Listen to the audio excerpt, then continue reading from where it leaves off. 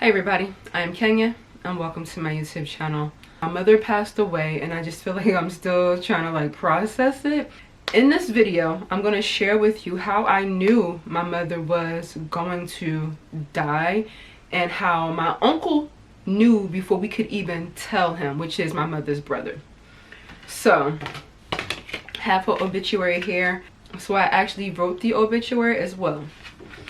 So basically, I hadn't seen my mother maybe in about 8 years prior. She doesn't really keep in touch with me, and it's been like that my whole life. Very inconsistent, right? And I will speak about that experience in another video because I feel like there are young men and women who are probably growing up in the same dynamics that I grew up in, and you know, they have questions, and I feel like my testimony or story could actually help someone, but I will do that in another video. So prior to that, I hadn't seen my mother in about I want to say 8ish to 10 years or whatever. And the past couple of years, it's like I had been really worried about my mother because she's getting up in age, and I'm constantly worrying, okay, is she eating? Does she have somewhere to lay her head at night? What is going on with my mother? And I don't talk about my spirituality a lot on this YouTube channel because it's a fashion channel, you know, but I'm a very spiritual person. I practice hoodoo, and I've always been very intuitive, highly sensitive. I can feel energies. That's just been me, right? And so I could feel that something was not right with my mother, and I had this vision of my mother being in the hospital by herself. Just by herself in the hospital. This vision of her being alone in the hospital maybe a little over a year ago, probably 2 years ago. And so it was this year on Mother's Day, that's Sunday. So the next day, which would be Monday, the day after Mother's Day, I was downstairs in my living room and I was looking out the window. It was a beautiful sunny day, and I thought about my mom. For some reason, she just popped in my head. And then my grandmother, which she's passed away 20 years ago, and I heard a voice say, I know this sounds crazy, all right, but I heard a voice say, your mom will be with your grandmother soon. This was the day after Mother's Day this year. Your mom will be with your grandmother soon. And so I was like, oh my gosh, you know, don't think that way. You know, trying to get that thought out of my head. So as soon as I heard that voice, I started praying. I was like, please God, please, if this is the case, please let me just talk to my mother before I get that call. I just want to have a conversation with my mother before I get that call. I knew I was going to get that call. I already knew it. And so I'm praying, please just let me talk to her, because I hadn't talked to my mother in so many years, and it's I had been waiting for her to reach out to me because I only speak to my mother when she reaches out to me. Mind you, I've had the same phone number for 20 years, and so it's I don't understand why she doesn't call me or reach out to me. She'll always message me on Facebook, and she messaged me on this one Facebook page that I never check, maybe once every 5 years. I noticed that she left me a message a little over 2 years ago to say call her, but the number that she left on that Facebook page didn't work. And she was like, please call me, please, Ken, I promise, I'm gonna keep in touch with you this time. And I could tell from the tone of that message that she needed me. But by the time I saw it, the number didn't work, and I don't think she really keeps up with that Facebook page, you know. She doesn't check it that often, you know. So I'm like, okay, whatever. And so this was probably the end of last year when I saw that message that she left.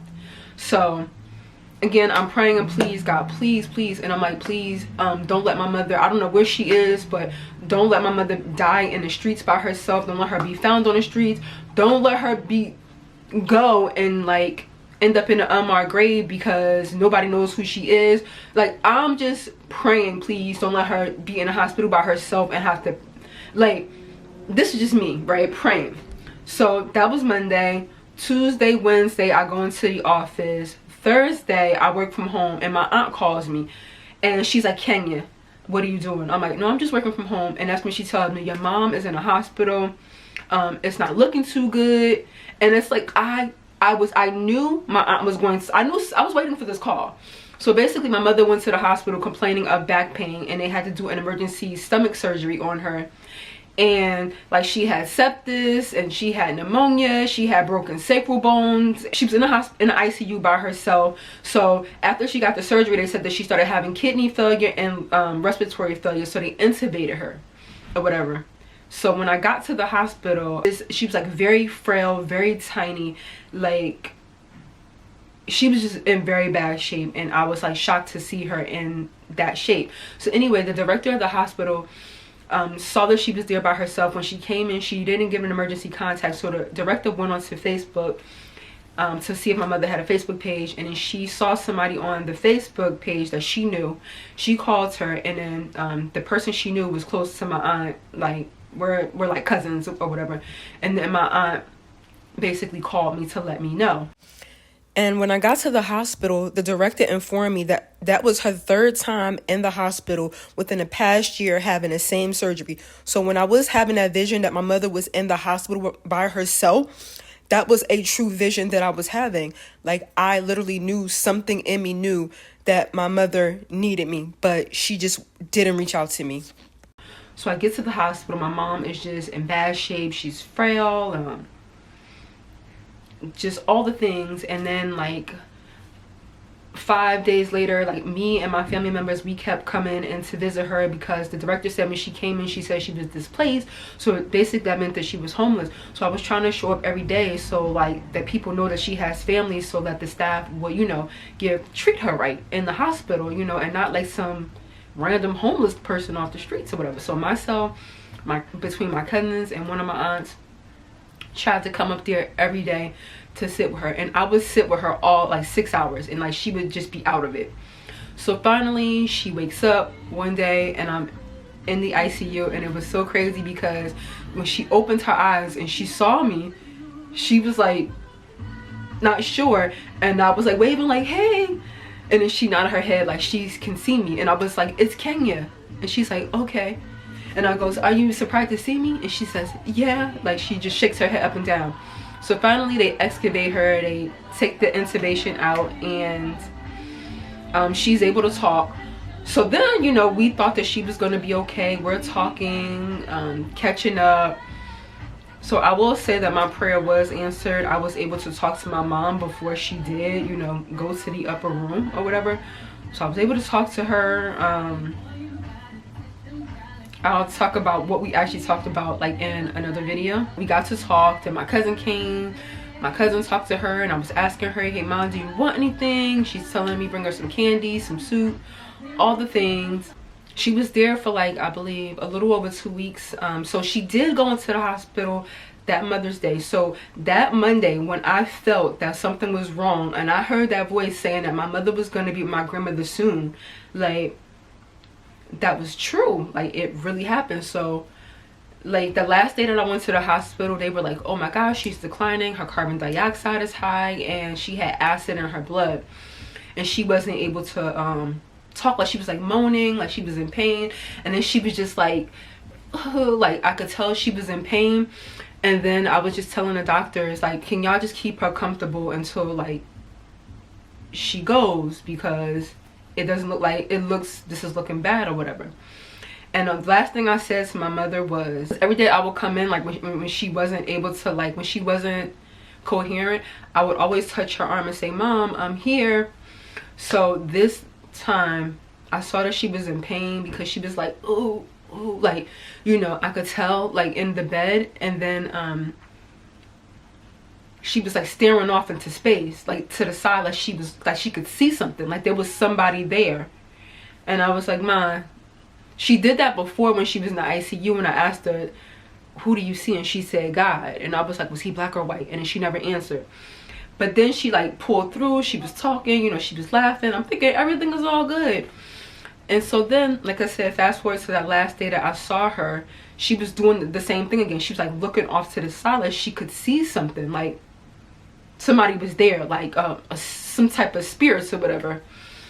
And when I was asking her who was it, she wasn't able to like talk. It's like she was like stuck, like she was seeing it, and like she was looking at me like, do you see this? It was just, it's hard to explain. So then I just touched her on the arm and I said, Mom, you know what, if you need to go, you can. I will be okay, but I'm going to come back tomorrow to visit you. I will be back here tomorrow.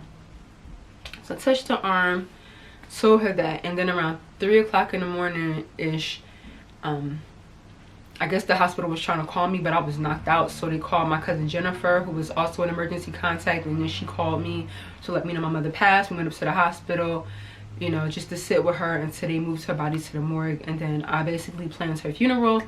And I will say, if you don't have life insurance or anything like that, get you some, because that funeral was, it was a lot, okay? A lot, all right? Money that came out of my pockets only, right?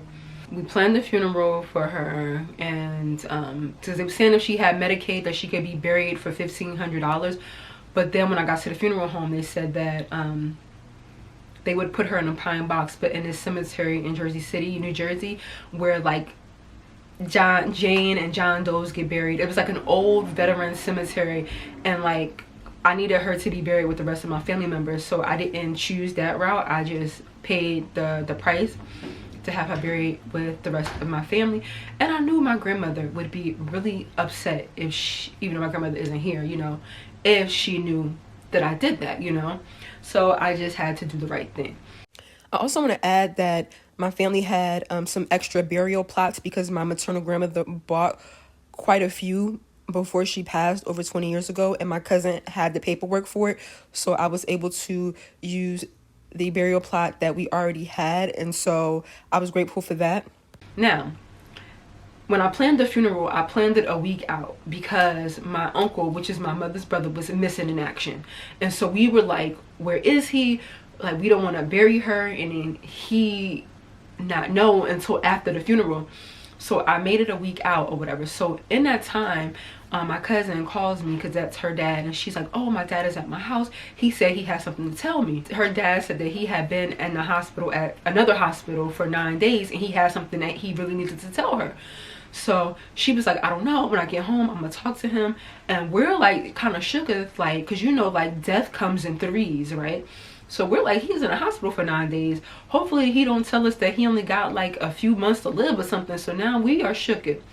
So my cousin gets home and he basically tells her he has something to tell her, but don't speak until he's finished speaking. So he basically was saying that when he was at the hospital, that his mother and sister, my grandmother and my mother, came to him and sat on the bed next to him and was talking to him, and they were saying, we're waiting for you. And then he said that like a couple of my other, his first cousins came and sat on the bed, and one of my aunts, Pearline, my grandmother's sisters. And he said when the nurses came and he asked them, you see my family sit on the bed? And the nurse was like, there's nobody here. But in short, he was saying that he wanted to go with them, and it was like they were telling him no, he had to go up to like the 7th floor of the hospital, the 7th or the 9th floor, and he had to pass some type of test or some threshold, and if he does, then he could come with them, but if he doesn't, he has to stay here on earth.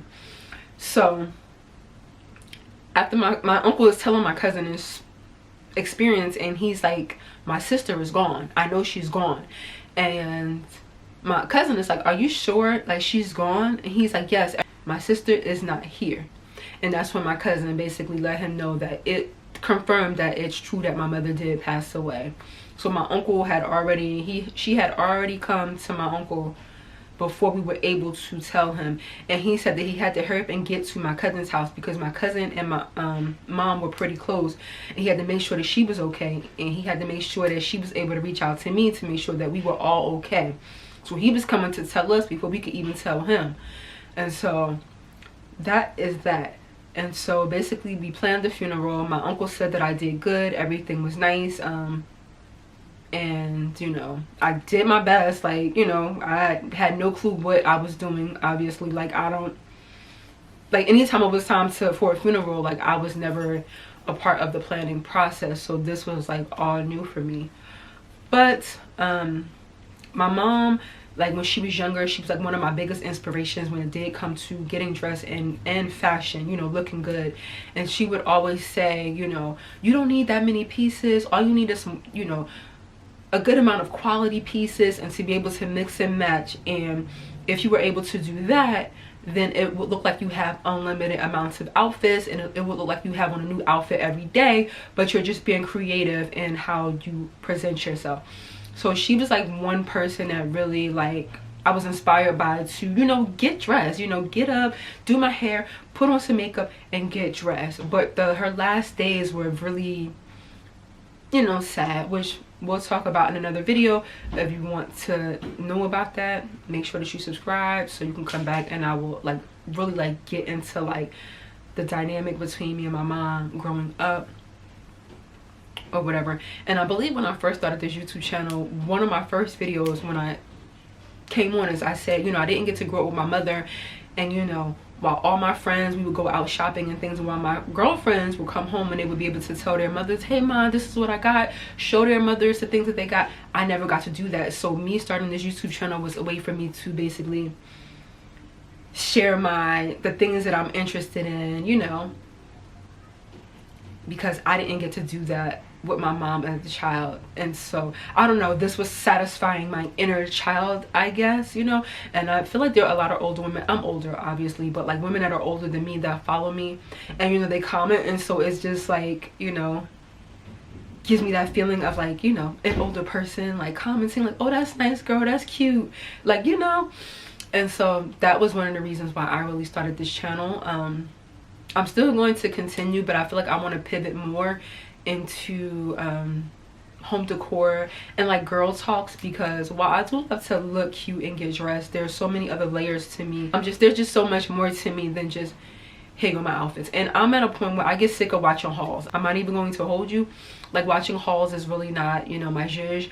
I only watch a couple of people, maybe just the taller girls that are long like myself, and the girls that are really creative and who are thrifty, that collect archive pieces. Those are my favorite types of content creators to follow. Not the people who necessarily buy retail and new, but I just love my creative artsy girlies.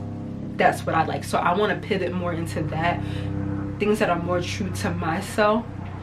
And so yeah, that's what's been up with me over the past couple of months. And I've been talking to my therapist and my cousin. I've been going through all types of emotions, being sad, being pissed off, being indifferent, all the things. But before I go, let's read my mother's obituary. Let's read the obituary that I wrote from my mom. I am a writer. If you guys didn't know, I write books. So it says, Brenda Inez Noel, resident of Jersey City, New Jersey, passed away peacefully on June 2nd, 2026 at the age of 67. So Brenda I. Noel was born on April 19, 1959 in Richmond, Virginia to Emma Ophelia Noel. Her maiden name is Brinkley, and David Luck Noel. As a small child, her parents migrated to New Jersey where they settled, and she was raised along with her 4 other siblings. Later, she went on to pursue work as a hairstylist. She was into beauty and fashion and was known to always be dressed to the nines and have her hair perfectly coiffed. She enjoyed going to New York City and walking around amongst the chaos of the busy city in her downtime. During Brenda's life, she was a firecracker, and everyone welcomed her quick quips and straightforward advice. She was known for her infectious laugh and being full of positive energy. In addition, her nieces and nephews adored her, and she became the favorite auntie in the family, which is very true. The love that Brenda carried with her everywhere that she traveled will be missed by her friends and loved ones alike. Brenda I. Noel is survived by her daughter, Kenya Noel, which is me, her grandson, Cordell, which is my son, her sister, Tracy, and her brother, Clarence, along with a plethora of nieces and nephews who will remember the love she showered them with, her wisdom, and the quiet impact that she made on the people around her. So that's what I wrote for my mom. There's a picture of her when she was younger, and there's another photo of her. My grandmother actually took this of her when I was going to prom when I was like 17. So I didn't have many pictures of my mom together with my mom, because I didn't really grow up with my mom, and I was like just trying to find as many like pictures of her as I could, which was really hard. But yeah, she will be missed. And that is all. Alright, so if you made it to the end of this video, I would like to thank you guys for coming to kick it with me today, and subscribe, and I will see you guys in my next YouTube video. Toodles.